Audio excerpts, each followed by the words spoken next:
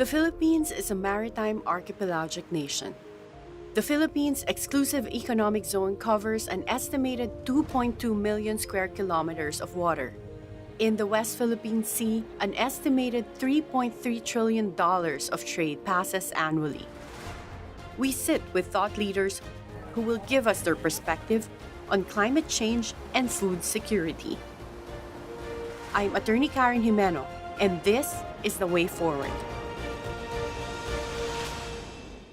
Secretary Robert Borge was appointed Commissioner and Vice Chair of the Philippines Climate Change Commission. He was Presidential Assistant on Foreign Affairs and advised the Office of the President on key multilateral and bilateral issues.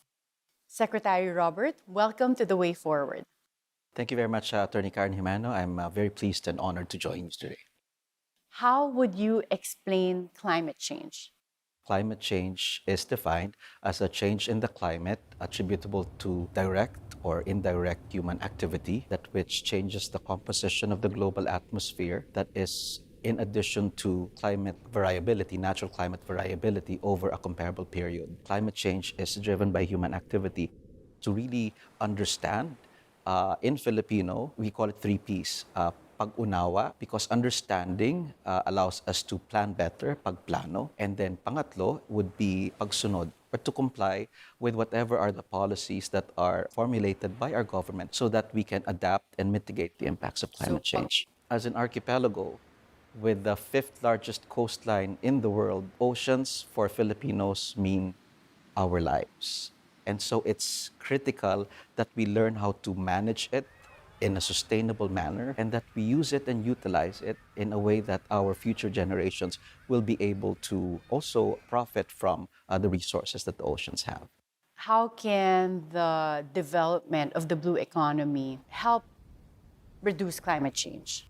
What the principles of blue economy are for sustainability and the development would be critical for us, not just for climate change also, but for disaster risk reduction. They seem to be some of the poorest sectors in our economy, and the kind of living that you can make there is really not something that reduces that inequality gap. The fisheries sector, as it is, contributes about 1.3% of our GDP. It's important to get our private sector on board because we would want our fishery sector to be part of a value chain where the value chain is not just profit-oriented, but it also takes into consideration the socio-economic development of the most vulnerable sector. The Climate Change Commission has taken initiatives on green jobs. Is there something related to green jobs that also translates to the blue economy or the fisheries sector? What the Green Jobs Act wants to do is to certify the processes so that our industries can move towards more environmental friendly processes. So the Green Job certification process is really for the process for production. So they may be more aptly applied to larger MSMEs. Your processes can be presented to the Climate Change Commission, and we will look at these systems and then check whether they're green, and then we will certify that. At the geopolitical level, we have right now the issue of conserving and protecting our blue economy. It's also tied to the activities that other countries are doing. So some of the biggest emitters are, for example, United States and China. How is our relationship with them, considering that there's also that territorial dispute where we have strengthened our relations with the US in terms of securing the West Philippine Sea, and then we have China disputing our claims? I think the United Nations, which we are a member of, provides the opportunity for us to address any and all questions on disputes. In fact, it should be lauded for its emphasis on peaceful settlement of disputes, whether bilateral or in the regional or in the multilateral setting. So it's important that the framework for cooperation should be further strengthened. And I think the UNFCCC as well as UNCLOS will provide that. What we want is to focus on the scientific side, the environmental side, and the social side, which should be better motivators, I think, for governments to work on something that everybody will benefit.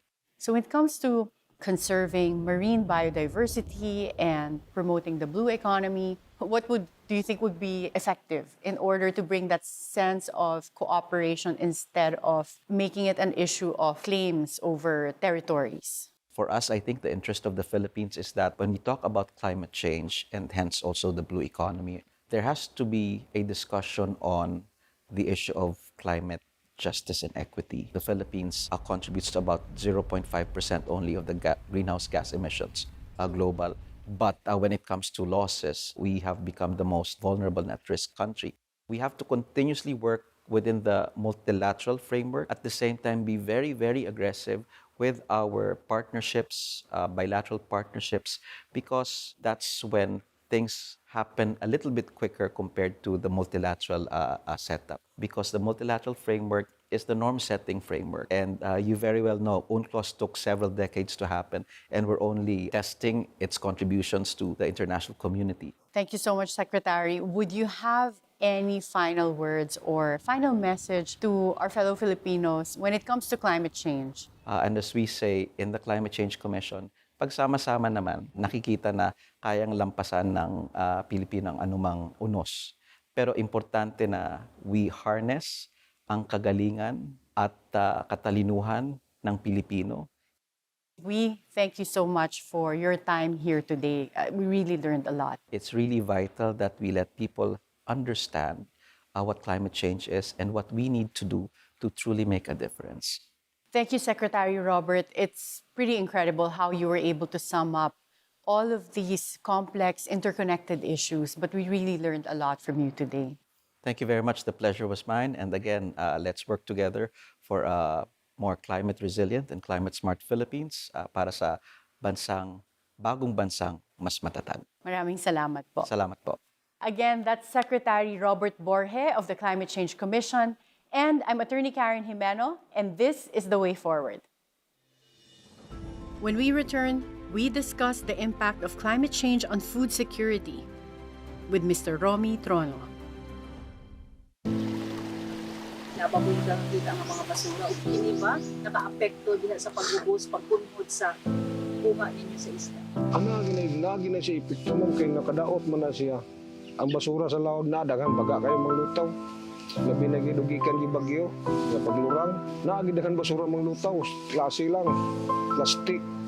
Minus ginang kuha sa panagat sa laod. Nimikan man pud kay dili man pres ang klima gud. Pagbugnaw ang sa ilawom, wala gito na. Nawala ko sa gobyerno nga kami mga gagmay managat sana matugunan na ang among mga pangangailangan o nga direkta lang sa amo mga gagmay nga mananagat. Mura po na ako ipangayo sa gobyerno. PRRM has spent over 7 decades in rural development. We were biased in favor of farmers, and the fisherfolk told us, food is not just rice, it is also fish. The Philippines is more than 300,000 square kilometers of land. Our exclusive economic zone is 2.2 million square kilometers. We are the 15th largest fishing nation in the world. The Philippines is a maritime and archipelagic nation, or MANA. MANA natin ito. We must defend it. This is The Way Forward.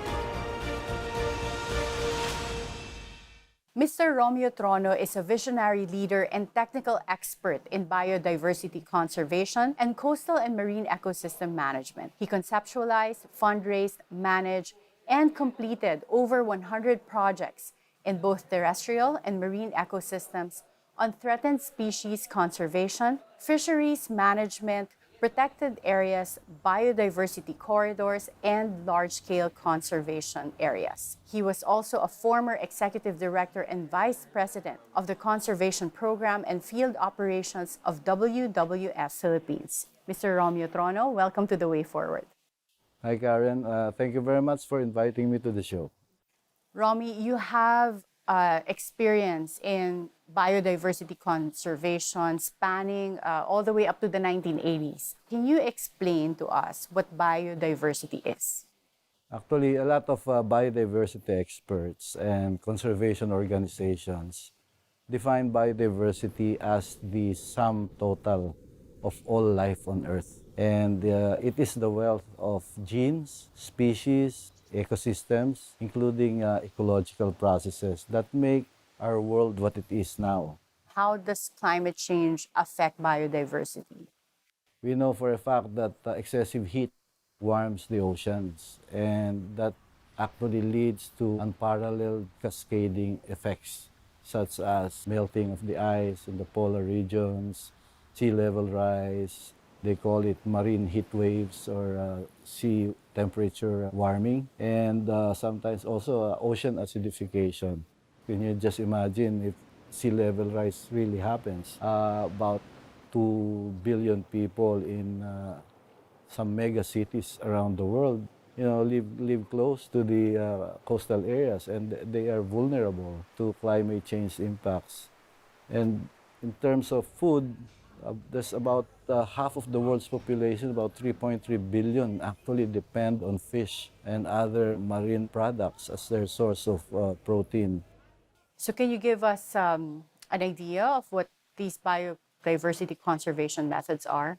Formulating integrated coastal management plans for a broader management area, because we all believe that these marine ecosystems have or provide communities a lot of ecosystem services like food security, like we know coral reefs. If you have healthy coral reefs, they serve as barriers to strong storm surges, just like mangroves. Do you think that national security is tied to biodiversity conservation? Oh yes, I think this issue need to be addressed by a broad range of stakeholders and government agencies, including non-government organizations. Yes, it's a threat to our security, but I'd like to slant it as food security, because if you look at the previous studies in the South China Sea on connectivities of marine ecosystems, these countries are actually interconnected. There are countries that are sources of larvae, there are countries that are sinks. So if you do something bad in one area, it will definitely impact the other side. So they have this window called international waters, where the scientific basis are the large marine ecosystems. And an example of that, although there are about 66 LMEs around the world, there are two here in the Philippines. It's the Sulu-Celebes Sea LME and the South China Sea. And in the project that I mentioned earlier, we're actually working with 5 other countries, because the countries believe that there are a lot of transboundary issues and that they are willing to address those issues together. Although implementation of the activities like, planting mangroves, setting up MPAs for seagrass and coral reef, it will be done by its individual country to avoid that the tension that is being caused by the conflicts in the South China Sea. But the countries recognize that they need to work together to have a long-lasting positive impact on the large marine ecosystem. We believe that biodiversity is the basic foundation of marine ecosystems. And if you have healthy and productive marine ecosystems, that is when you can derive a lot of ecosystem services like food security, recreation, tourism, fisheries, blue economy. Thank you, Romy. We definitely learned a lot from your insights today and, of course, from your decades of experience. Thank you again, Romy, Thank you. for being here today. I'm attorney Karen Jimeno, and this is The Way Forward. When we return, we discuss the challenges and triumphs of the Filipino fisherfolk with Rizal Palawan Mayor Norman Ong. We need sustainable management of our marine resources. Marine resources are not infinite. We need to maintain, conserve, protect our marine resources, which are the breeding and nursery habitats, so we can prevent recruitment overfishing as well. At the moment, the world's oceans are maxed out in terms of the carrying capacity, especially of carbon dioxide. This is where you get ocean acidification. That means coral reef structures will be weakened. I think it's been proposed that by about 2040, 2050, the majority of the world's coral reefs will be in a severe state, in line with the eco-waste, solid eco-waste law, the RA 9003. We need that implemented at the local level as well as throughout the country as well. This is the way forward. Norman Ong is the incumbent mayor of Rizal, Palawan. It's the nearest town of the Palawan mainland before jumping off to the Kalayaan group of islands. The challenges that the fisher folk in the West Philippine Sea face are not new to Mayor Ong, as he also continues to fish. Mayor Norman Ong, welcome to the way forward. Thank you, Karen, for having me here. What have you observed as the effect of the recent water cannon incident with Chinese vessels and the other types of encounters that your fisher folk, your constituents have encountered with China? Actually, medyo apektado po talaga yung aming mga fisherman. Before kasi malaya o sabi nga ay walang pumipigil sa kanila doon sa West Philippine Sea. So kaya ngayon, limited lang yung area or fishing ground na medyo pinupuntahan nila. Yung talagang nandun yung presensya ng mga Chinese, hindi na sila doon pumupunta. Can you describe to us ano po yung conditions before or what was life like before this conflict with China arose? Ang senaryo is walang pakialamanan. Parang pagka nandito, medyo respetuhan. We gained a favorable ruling at the arbitral tribunal at The Hague back in 2016. Do you think meron pong effect yon doon sa ability natin to claim our rights to the West Philippine Sea? Sa part ng local government, siyempre masaya tayo. Kaya lang, sa part ng ating kabilang side, medyo hindi nila tinatanggap. Do you think the conflict with China can be resolved under the current administration of President Bongbong Marcos? Yung hope, hindi naman kare nawawala. No? So, para sa akin, hopefully si China medyo magising-gising din. Kasi kung babalikan natin talaga yung history, Chinese and Philippine people are, sabi nga, ay trading partners eh. Mayor Norman, you mentioned cooperation in the Kalayaan group of islands. So would you say that in your experience, you think that joint cooperation with other nations is a better strategy than any aggressive stance or potential conflict? Yes. Mas maganda talaga na instead na mag-agawan, why not magkaroon ng agreement between both countries. Ilatag nila kung ano yung gusto nila, ilatag din halimbawa ng Vietnam, ilatag ng China, Philippines, and other countries doon sa area. And then mag-come up sa isang magandang solusyon. Now with the encounters with China, do you think that's possible? That we can revert to a peaceful coexistence regardless of the events that have already happened, including China building installations in some of the contested areas? Siguro sa ganong punto, maiisip din ng China na hindi nag-iisa yung Pilipinas. Tama po kasi yung pinaglalaban natin eh. Kapag tama kasi, mas maraming kakampi sa'yo. Sana si China wag namang bully. Let's talk about other types of resources in the West Philippine Sea. Malampaya gas field. Has this produced benefits for Palawan, including your area and the Kalayaan group of islands? Nangyari po kasi dyan, merong presidente na inilayo po niya yung Malampaya sa Palawan. So, dineclare nila na hindi part ng Palawan ang Malampaya, which is masakit po. So, talagang totally malungkot na kwento ang Malampaya dahil nakinabang ang Luzon, I think, pero ang Palawan, hindi. Sa amin, sa side ng mga political leaders, dapat magkaisa. Iisa ang direksyon sa paglapit sa national government na sa pag-apila sa national government na Palawan yan. Dapat tamang share naman ibigay ninyo sa amin. When you say that hindi natanggap ng Palawan yung tamang share nila from the Malampaya gas field, is that only in the terms of electricity supply or also in terms of revenue share and developing Palawan? Lahat po.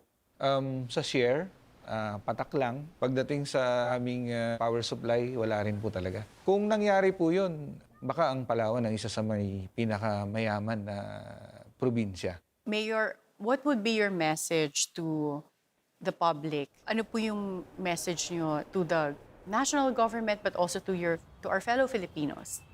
Sa national government, unahin ko na. Bagamat nandyan yung Mandanas ruling, halos bumaba yung national tax allocation namin o before era ang tawag doon. Hirap po kami ngayon. Sa mga kababayan ko naman po sa bayan ng Rizal, siyempre, although nandyan si China, pero andito naman din yung malawak pa na part ng West Philippine Sea. Tuloy lang tayo, so andyan naman din kami na patuloy na aalalay sa inyo. Thank you, Mayor Norman. Thank you rin, Ms. Karen, kasi malaking opportunity rin po ito na marinig ng national government. Again, that was Mayor Norman Ong of Rizal, Palawan. And I'm Attorney Karen Jimeno, and this is The Way Forward. When we return, we discuss the Philippine Development Plan and the Blue Economy with NEDA Undersecretary Rosemarie Edilion. Sabi ko doon, isang malaking paglabag sa kalayaan ng mga mangingisda sa atin kung ganito lagi ang mangyayari sa kalakaran sa pagitan ng China at ng Pilipinas. Hindi lamang siguro sa amin ang pinaglalabanan nila, kundi maging sa susunod na mga henerasyon dahil ang ating pong buhay pangisdaan ay hindi po nagbabago, kundi unti-unti nawawala. Kailangan siguro na magtulong-tulong talaga. Turing natin na talagang atin yung teritoryo na to at ipagtanggol ito, hindi lang yung mga nasa loob, yung mga mamayan at yung mga mangingisda, lalo na yung lugar pangisdaan na panagkikitaan ng maliit na mangingisda doon sa West Philippine Sea. Yung West Philippine Sea naman, matagal na namang inaangkin ng Pilipinas. Kaya mas sinasabi namin, kami mangingisda, atin pa rin yung West Philippine Sea. Hindi yung atin na, inaagaw pa rin nila. Pero pag tayo naman yung papasok, hindi naman nila payagan. Kaya malaking problema to sa usapin ng Pilipinas.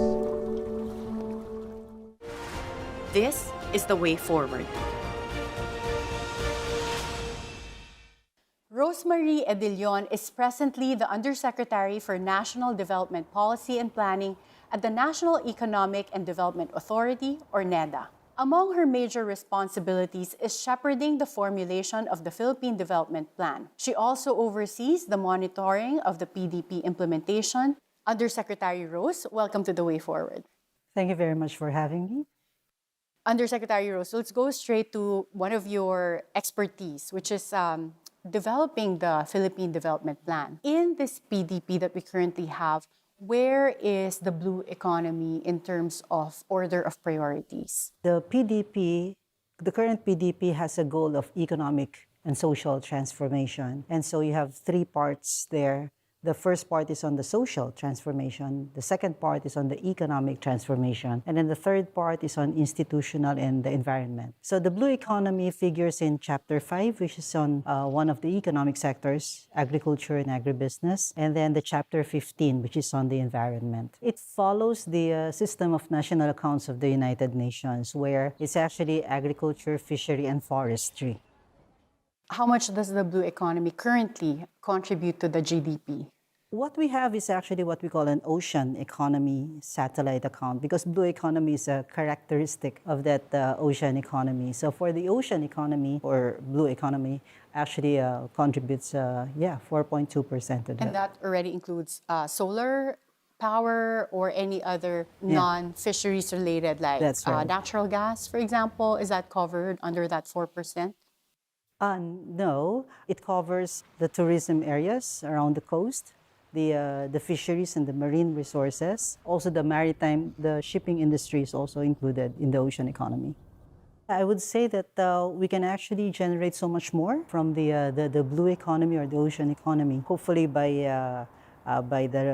when Congress returns, we will have that PENCAS signed into law. That's the Philippine Environment and Natural Capital Accounting System. That's also very important. And another thing that we need to have is the integrated coastal management to be a policy.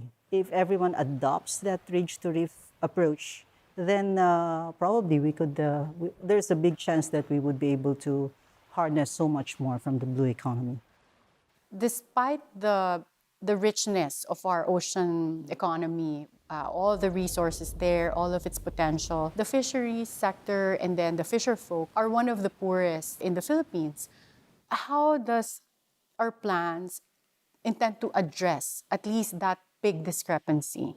In the plan, there are programs to address, to give them alternative sources of livelihood, because we know that there are certain times of the year, even days of the year, that they cannot really go out and fish.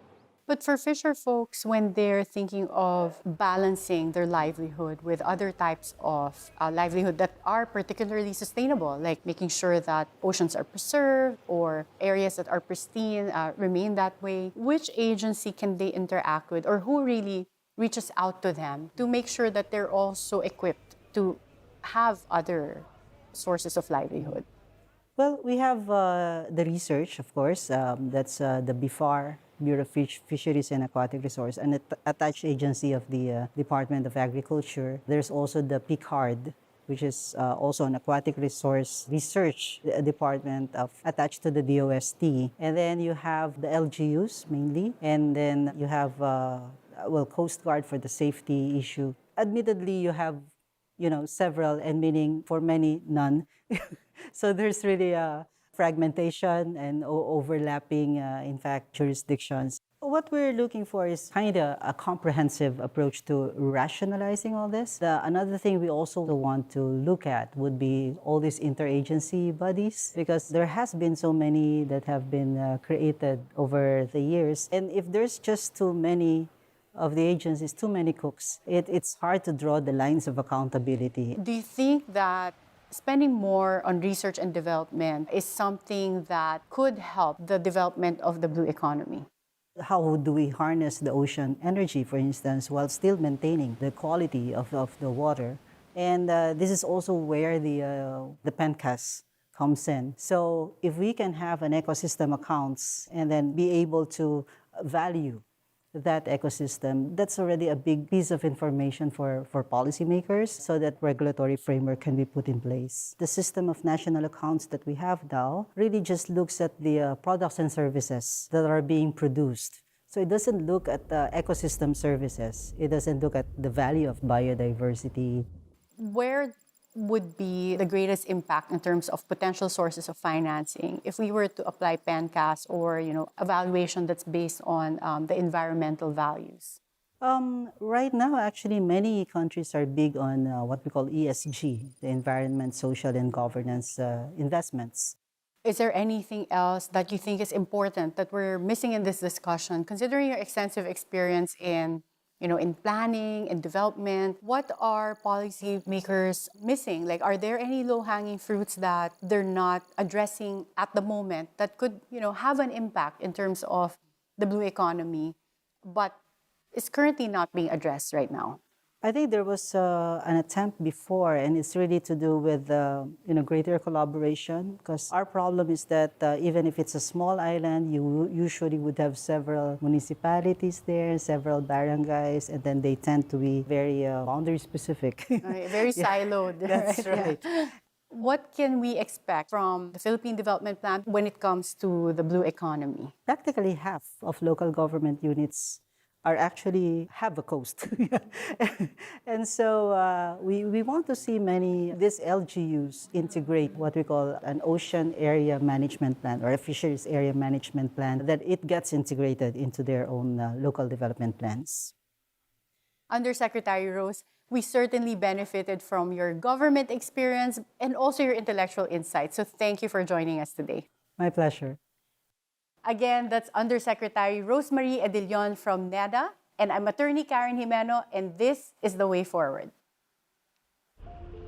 The Philippines is a maritime archipelagic nation. The Philippines' exclusive economic zone covers an estimated 2.2 million square kilometers of water. In the West Philippine Sea, an estimated $3.3 trillion of trade passes annually. We sit with thought leaders who will give us their perspective on climate change and food security. I'm Attorney Karen Jimeno, and this is The Way Forward. PRRM has spent over 7 decades in rural development. We were biased in favor of farmers, and the fisher folk told us, food is not just rice, it is also fish. The Philippines is more than 300,000 square kilometers of land. Our exclusive economic zone is 2.2 million square kilometers. We are the 15th largest fishing nation in the world. The Philippines is a maritime and archipelagic nation or MANA. MANA natin ito. We must defend it.